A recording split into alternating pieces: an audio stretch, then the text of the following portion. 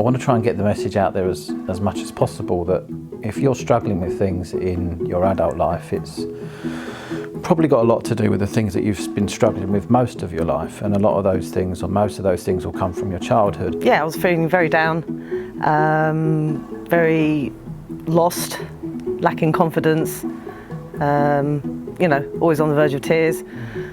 Very sort of, yeah, I think lost is probably the best word. I've got very vague memories of running away. Well, I kind of remember the feeling. I remember the feeling of being very alone. We all have this story going around in our heads that we tell ourselves about our lives. And it's about trying to tell yourself a different story. It's writing a new chapter. It's turning the page and saying, this is now blank. Rather than, this is my story and this is how my life is and this is how it's always going to be, because that's what we do. We look into it, this is always going to be the same. Just thinking back to it, I remember, you know, going and sitting on my mum's lap, on my dad's lap, and trying to give them a cuddle. And it was almost like that feeling that it was just, you know, not the right time, or, you know, you're being a nuisance, or, you know, what you're doing, you know. When you're born in survival mode. So your brain is in survival mode. Your brain needs to learn how to survive being alive.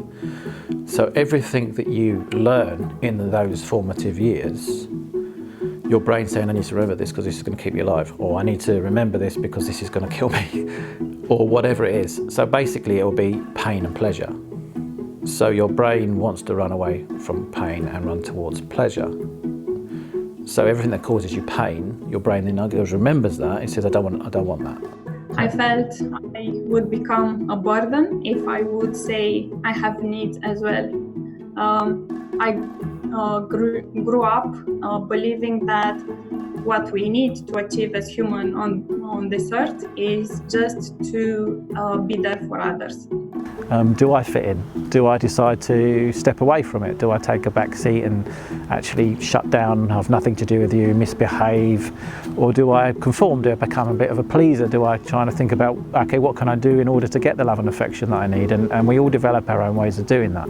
That I should be a people pleaser, and I think that's where that came from. And I think if I make myself necessary in somebody else's life, then I get what I want out of it. I get that attention and that love.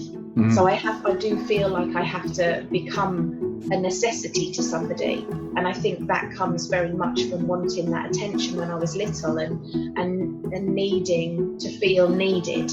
But I remember walking down this road. This road is a really long road. And as a kid, it looked so far. And I always remember that. I've come a long way. I thought I'd run away a long way. There was always part of me that felt that I needed someone there to help me in the future. Now I feel like I'm strong enough that if there wasn't anyone in my life, I could kind of cope with the future on my own. It's really important to understand who you are, to be your authentic self, to be your whole self, and to accept those parts of yourself that you may have decided that didn't work as you were growing up.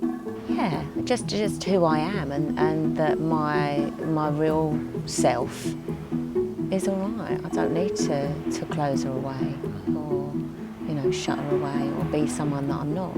And you've brought back the old me, and Excellent. yeah, I smile a lot more, I laugh a lot more, you know, and that is how I used to be. What I'd say now is I'd go up to myself and I'd tell myself I was a good kid.